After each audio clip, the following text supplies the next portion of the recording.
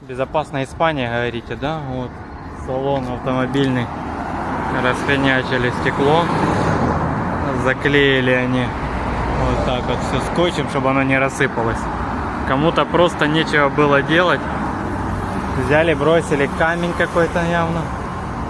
Обидки какие-то, может продали что-то не то, может подороже, чем ожидал клиент. Но это ж неправильно, как считаете. Вот, но безопасность в этом и есть, что нет камер. Потом, ну кто его найдет, кого ты найдешь? Никого, это убытки компании. Кто будет за это платить? Конечный потребитель. Возможно, поднимут цены на какое-то авто. Но зачем такое делать, непонятно.